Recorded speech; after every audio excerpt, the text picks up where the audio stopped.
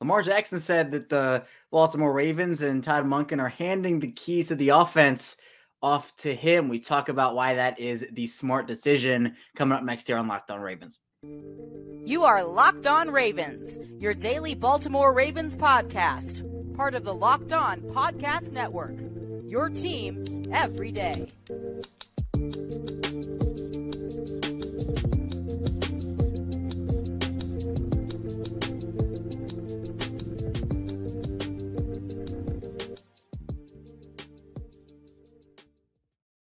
Welcome into another episode of Locked On Ravens, your daily Baltimore Ravens podcast. I'm your host, Kevin Ostreicher of Ravens Wire. We're here on the Locked On Podcast Network, your team every day. Thank you so much for being here with us today, making us your first listen every day here on Locked On Ravens. We are free and available on all podcasting platforms, including over in video form on YouTube. So you can subscribe for free. No money involved here on Locked On Ravens, both in audio and video form. And again, 5 days a week, Monday through Friday on Locked On Ravens. So whether you're an everyday or you listen every single day here, thank you for tuning in. If you're new, thank you for tuning in today. And if you're somewhere in between, you listen to a lot or maybe just a little, thank you for all the support from everybody. It means a lot. And we do Ravens news, analysis, updates here. If you're tired of the national perspective, we do the local perspective here on Locked On Ravens. So tell a friend, tell a family member if they want that Ravens perspective, so we can over here our way on Locked On Ravens. Here today, though, plenty of conversational points as the Ravens have their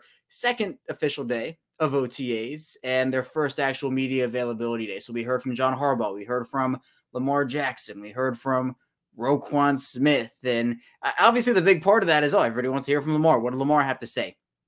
He had a couple of very interesting points. One that I want to get to here in this first segment was essentially was him saying that, the Ravens, Todd Monken, are handing the keys over to Lamar in this offense. So we'll talk about why that is the right and smart decision for the Ravens. And then in the second segment, we'll get more into what actually happened during OTA, some takeaways, and also who was and wasn't there. If you couldn't tell, Lamar was there on Wednesday. And then in the final segment, we'll continue talking about the Ravens and what some others had to say, as well as the move that they made on Wednesday. So without any further ado, Lamar Jackson. Now, after practice, Lamar, the Ravens put out the video, Lamar jogging out to the field. And I put the tweet out, and we can do the exercise here too, where, for anybody who's listening, Ravens fan or not, just reflecting on the whole Lamar process, whether you wanted him to be in Baltimore long-term or not. I'm assuming most Ravens fans wanted him there for a long time. I know I did.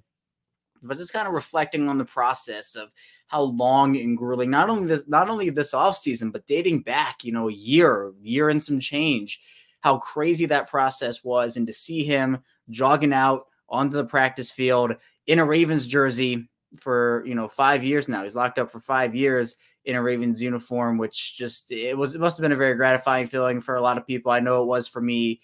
And just the security to know that he's the guy there. But after practice, Lamar was asked about the offense because, everybody wants to know, how was the offense? How did it feel? And so he was asked about the first impressions of the offense. And he said the new offense is smooth. There's more verbiage than usual, and he's loving it so far. And then he was asked if he was seeing anything in the offense that maybe he wanted to see from the new offensive system, and talked about the verbiage aspect again and said, Coach, referring to Todd Monken, is basically giving us the keys to the offense, really, and he said that he's loving it. And then, he was kind of asked, what do you mean by that? If you've seen the Drewski meme, what do you mean by that? So when he was asked about, you talked about offensive coordinator, Todd Monken give you the keys.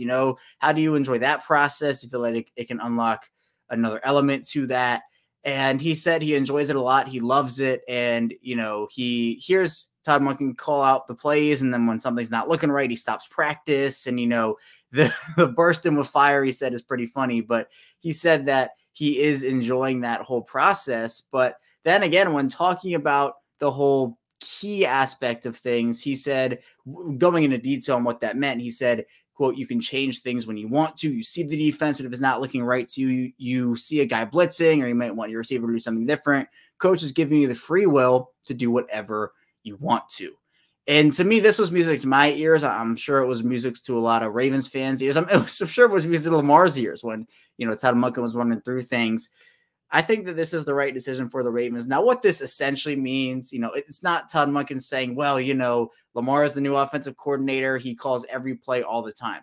What it means is that Lamar has more free will and reign over the offense. So it's not just a scripted play. You have to run that. You can't audible out of it. You can't tell a receiver, oh, I see this in the defense. Look, Lamar's a very smart football player. He's a very smart guy. And he understands the game and the nuances. And I think, again, we've seen the uptick in decision-making. Again, it's not perfect, but again, which player has perfect decision-making? There are none of those guys in the NFL. But again, Lamar's a very smart football player. And when we saw the Ravens run things like up-tempo, and they didn't do it a lot. I wish they had done it more under Greg Roman. But when we saw that element, and again, I don't even think Lamar had super, 100% free reign. And again, it's not like he has 100% everything, like where everything runs through Lamar and that's that. But to give him more free reign and to give him the keys there, it feels like with Greg Roman, everything was very, it has to be this way for the most part. I don't think it was crazy 100%. If it's not done a specific certain way, it's wrong. But it just didn't feel like Lamar had the reign that we saw some of these other quarterbacks at Lamar's age and with the NFL experience Lamar had get. I think with Todd Monken coming in, yes, he's still learning the offense. And Todd Monken is still there to give some plays out, give his perspectives. But, if Todd Monken calls a play and then all of a sudden Lamar gets to the line with that play, and like he said, he sees an extra guy coming off the edge. There's an extra blitzer. He thinks they're going to send pressure. Maybe he thinks they're going to drop everybody back, and he feels like there's a better look. To me, I'm all on board for Lamar getting the opportunity and getting the keys, as he said, to make a change, call an audible, make an adjustment, motion a guy over. It's not just, we talked about it all the time with Greg Roman, where the play wouldn't come in until like 10 seconds, 9 seconds left in the play clock. They wouldn't actually get to the line until 3 seconds, and then the play clock would expire.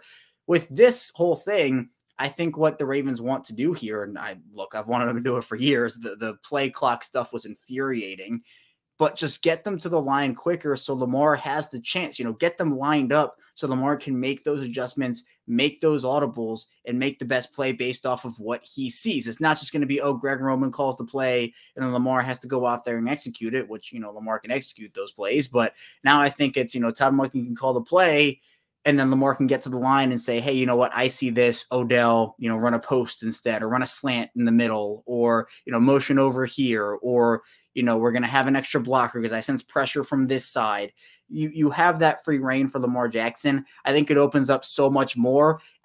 For Lamar, I think it gives him confidence because it feels like if you're given the keys to something, like, if you're given a big responsibility and, your bosses trust you, or, a family member trusts you, etc., you're feeling pretty good about yourself, right? You feel like you're ready for that and you feel like you can handle it. And they say, you know what? All right, let's give you the shot and let's do it here.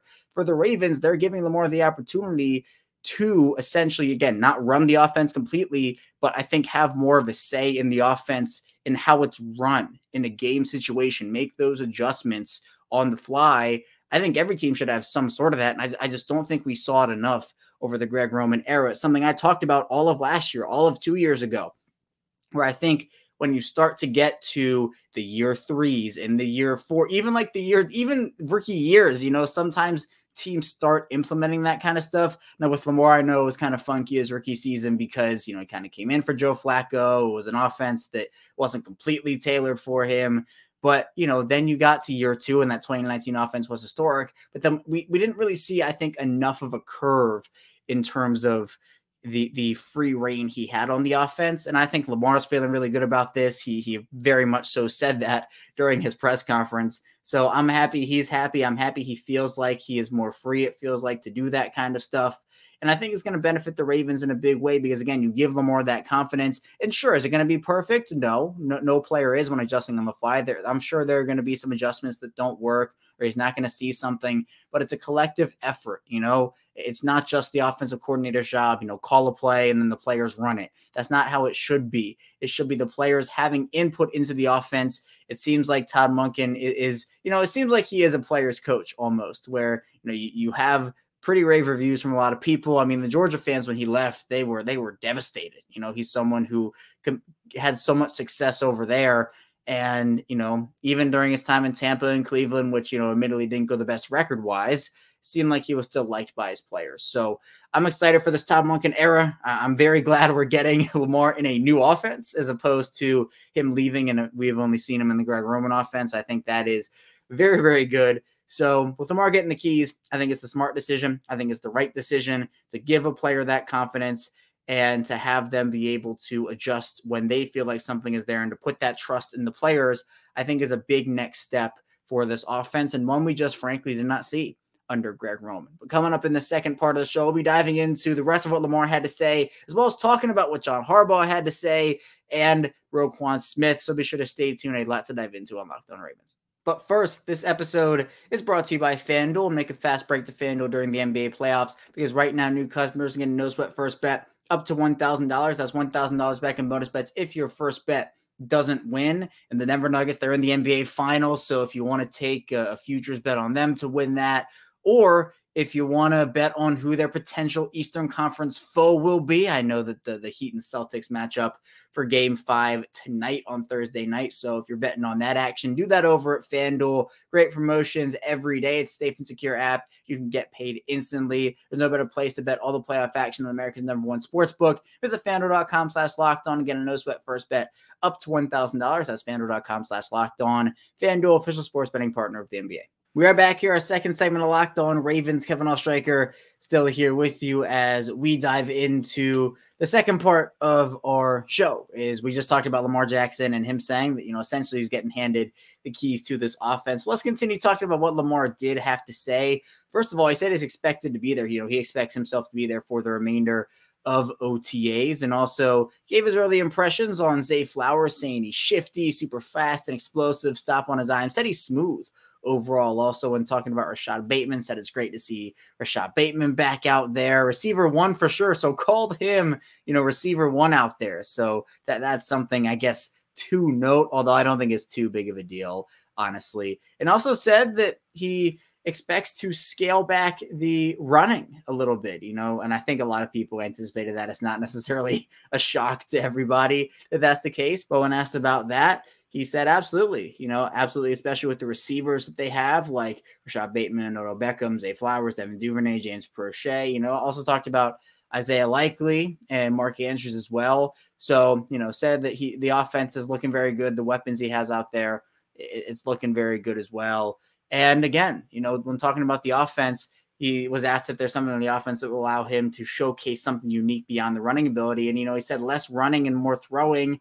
And, he hears a lot of noise about the throwing stuff and yards and all that, but he's not worried about it too much because it's just about them winning. So that'll be all, they need the winning category, if anything. But for him, he's, I think he's excited to throw the football. And he said that, this is not something new to people who have been keeping up and covering Lamar. Or he was asked about the throwing versus running aspect and said, look, he says he loves to throw the ball. And of course, he's a quarterback and he's good at throwing the football. So, the fact that he's excited about maybe scaling back the running a little bit and increasing the throwing, I'm excited for him that he's excited about that. And he should be excited, honestly. But also said that, when he was looking at the actual playbook, he said that he was looking at that a couple weeks ago during the press conference after his contract. Said he hasn't watched any Georgia film, but been watching the practices, the football school practices, and trying to learn as much as he can through that.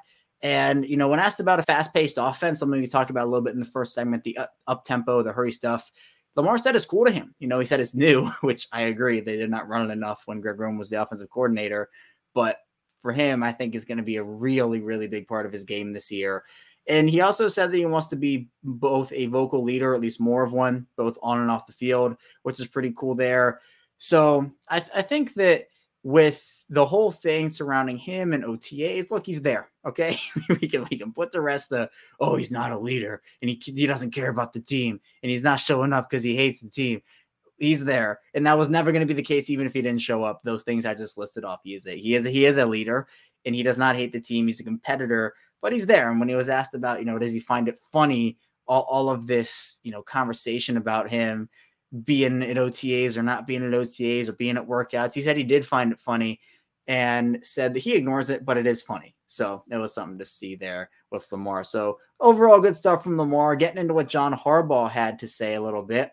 he ended up talking about that he was happy with the people who were there. Like, for example, we can talk about who wasn't there briefly here before we get into the next part of what John Harbaugh said, but people who weren't there, according to Jonas Schaefer of the Baltimore Banner: J.K. Dobbins, Odell Beckham Jr., James Prochet, Mark Andrews, Kevin Zeitler, and then you have Ronnie Stanley, Tyus Bowser, Marlon Humphrey, Pepe Williams, Kyle Hamilton as well. Gus Edwards was actually there, but off training to the side, and gave an injury update on Michael Thomas, the wide receiver, not Saints Michael Thomas. There was a lot of discourse on Twitter about the Ravens got Michael Thomas from the Saints. Like, when did that? Mike Thomas is a different receiver than Michael Thomas, but said that Mike Thomas separated his shoulder. I'm a Nuggets fan, and Michael Malone hates getting called Mike Malone, but with this Michael Thomas versus Mike Thomas stuff, there's a little confusion. So Mike Thomas, he ended up separating his shoulder. I think, John Harbaugh said he went for a ball and landed on it kind of funny. So maybe there's going to be surgery there, but that was the injury update. So maybe a labrum for him. But when John Harbaugh was asked about the offense coming to form for Todd Monken, said he really liked the energy of practice, and Todd Monken's style leads to an up-tempo offense type deal. The up-tempo personality he talked about, so it kind of fits in with what Todd Monken's personality is. But says he thinks the guys appreciate it, and of course there are going to be little things to work out because it is a new offensive system. But at the end of the day, I still think it's good that they're getting the work in right now, and I feel like John Harbaugh feels that same way. John Harbaugh also talked a little bit about a couple of players. Kyle Hamilton, who I mentioned wasn't out there, and said that Kyle Hamilton tightened up a little bit. He said he was coming back from Notre Dame doing the workouts over there, and said he came back and tightened up a little bit. So said he's going to love him for saying that. But he said that he looked good at Notre Dame, and said he had a spy over there. So I'm curious to know who that spy was, but said he looked good as well. Also talked a bit about Sam Mustipher, the new addition for the Ravens at center, but also said that he could be in the mix potentially at left guard. So that was a new wrinkle that John Harbaugh threw in there, and said he's a local guy, loves the Ravens, he wants to be here, and that's meaningful to him. And yeah, it's pretty cool to have guys who actually want to be within the organization, and talked a little bit about that with the other new addition. We'll get to him in a couple minutes here, but also speaking of the left guard competition, was asked about John Simpson, kind of an under the radar guy, a second round pick out of Clemson a couple years ago for the Raiders. Hasn't really had a wonderful NFL career so far, but is still young and has potential. John Harbaugh said he looks good, and says he's super talented, moves his feet, and working on the balance, the platform a little bit that he has, but he's getting every day. Said he's a big, strong guy and a good athlete. Said he's excited about him as well. Also talked about adding Josh Johnson a little bit, and said, he's a veteran, broke the record for teams, and kind of went on a tangent about how that's pretty cool. And said that, the connection, University of San Diego, we know John Harbaugh loves his guys and the family connections. When he was at University of San Diego, his head coach was Jim Harbaugh, his brother, and the running back coach was Jack Harbaugh, John Harbaugh's dad. So kind of funny how that all works out, but it was great because it's great having him back, he said, and going to be great for the room, and maybe he competes for that second quarterback spot. That's what he actually said, will compete for the second quarterback spot. I feel like that's Tyler Huntley's, but, John Harbaugh said, we'll see how that all plays out. Also, an interesting wrinkle he had to say about the kickoffs coming to the 25-yard line. Said that the Ravens voted against that, and, said that that's their position on it, where he said that it actually thinks they think is going to create more high-speed head trauma than actually not having it out there. But they thought there were better ideas, but since it's in, they'll support it. And then he was asked about the new 3-quarterback emergency rule, and said he thinks that's good for the league. And, the Ravens had the Ravens proposed it for the playoffs, and, they worked on that. It was Ozzie Newsome, Scott Cohen, and, they did that. But he thinks it's common sense, and he applauds the league for doing it. So good stuff from John Harbaugh there. Coming up in our final part of the show, we'll be diving into what Roquan Smith had to say, takeaways from OTAs in terms of what actually happened on the field and drills, and also getting into Angelo Blackson, the Ravens' newest signing. So be sure to stay tuned. Don't go anywhere. Lots to dive into still on the show. We're back here, our final segment of Locked On Ravens here on Thursday. Kevin Oestreicher still here with you again. Thank you so much for tuning in. Be sure to subscribe both in video form or audio form, however you're watching here. It's episode 994. We're 6 episodes away from my 1,000th episode of this show. I've been counting it down almost every day here. So if you're an everydayer, you've been aware of that countdown. But for those that are new, I've been doing this since 2019. So kind of crazy. So thank you for all the support of course, every single day here on Locked On Ravens. But let's now continue talking about OTAs, the second available day for the Ravens, the first media availability day. Roquan Smith also talked to the media and had a lot to say about the Ravens. And, first of all, his number change, said that he wants to make it look a little good. And he said it feels good to him and said it's pretty sweet, adding a little more swag, and with the help of Patrick Queen, Delshon Phillips, Zach Orr, thinks it'll help out a lot over there. And talked about the quick acclimation last year and, how much more comfortable he is now, and said it's critical being out here, getting the spring work in. And that means more time with the coaches.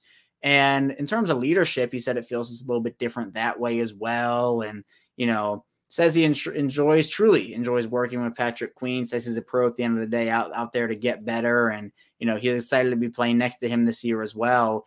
And he said it means a lot to have Lamar out there, said it's crucial to have Lamar out there. And, for him, everyone has different decisions. And, for Roquan, he said it's big. He thinks it's big of Lamar to come in and decide to be out there, especially with a new offense. So that's really good for them. And he also talked about Monk, as he called him, Todd Monken. He said he remembered watching him playing plenty of games over the fall because he's a Georgia Bulldog alum. So obviously he's very caught up with Georgia football. And, they made it look easy a lot of times, utilizes everybody. He said a lot of eye candy stuff. So he said that, if some of that stuff's brought to the NFL is going to create some problems. And so, yeah, Roquan Smith and Todd Monken, Georgia boys teaming up in Baltimore.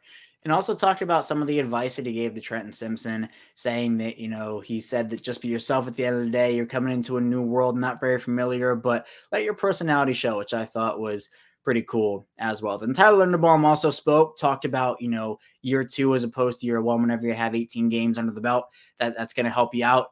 And talked a little bit about his Preakness experience as a celebrity, said it was good. But, some of the things he took from his rookie year that he applied this year, he said he didn't realize at the time how hard the game is for your rookie year and the talent you're going against. So, being able to consistently do your job was very important to him.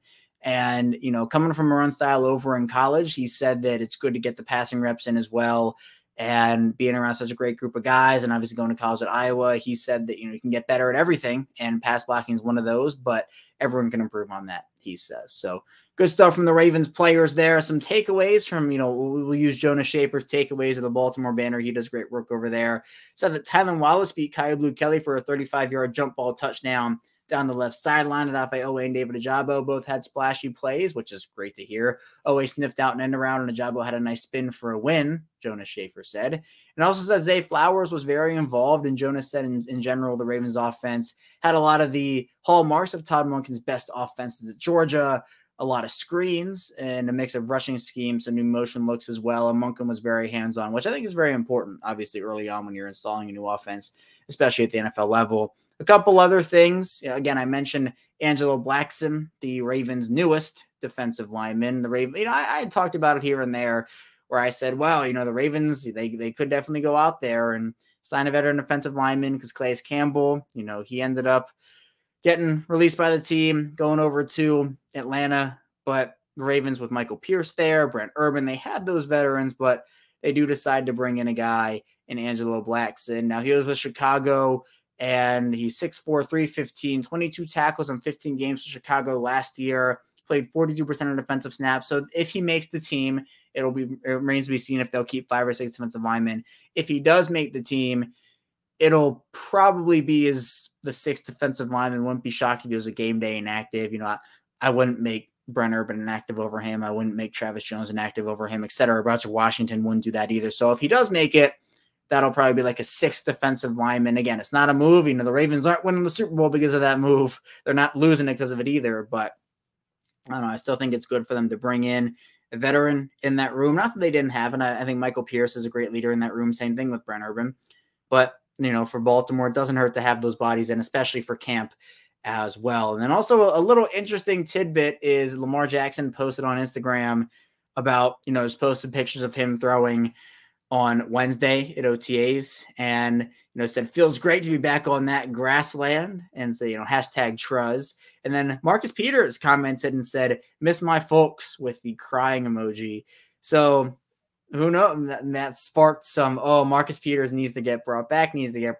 I've been in favor of that move. I said it would be good for Baltimore to have that veteran there. And if you listen to the show every day, if you're an everyday, you know exactly what I'm talking about here.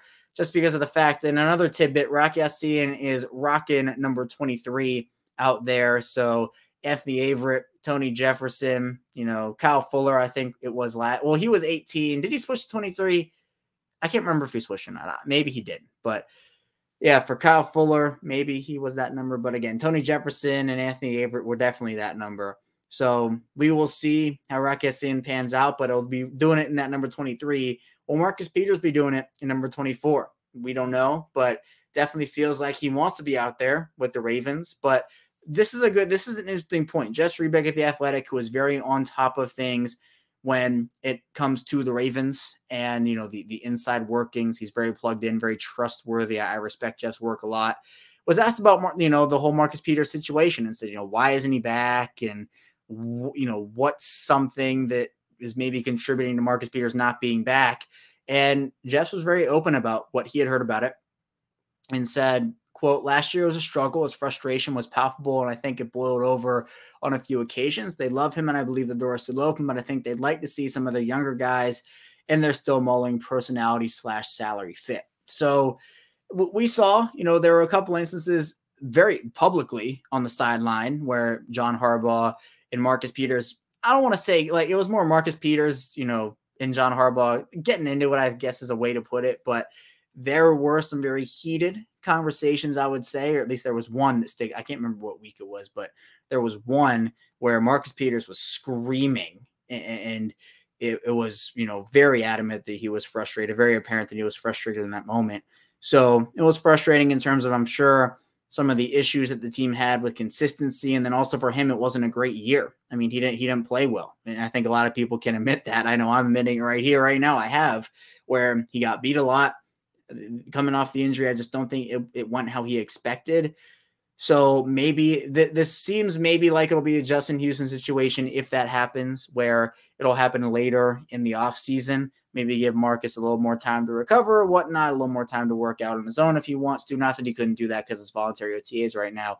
But maybe it happens if the Ravens don't like what they see out of their young cornerbacks. If they say, ooh, this guy might not be ready yet. Maybe they bring back Marcus Peters and see what happens. I think they have the ability to do so, but we'll see what happens with them overall. So those are the tidbits, takeaways from OTAs day 2. And of course, handing the keys to Lamar Jackson, which I think, again, is the right and smart decision. And if you're here with us on the channel today or on the show today, be sure to like this video on YouTube and subscribe to the channel. Also follow along in audio form when we get back here tomorrow on Locked On Ravens. We'll, of course, be rounding out the week with more Ravens content, diving into week 1 takeaways from Ravens OTAs, and of course, all that juicy Ravens content here. That's all I have for you here today, and I'll see you right back here tomorrow.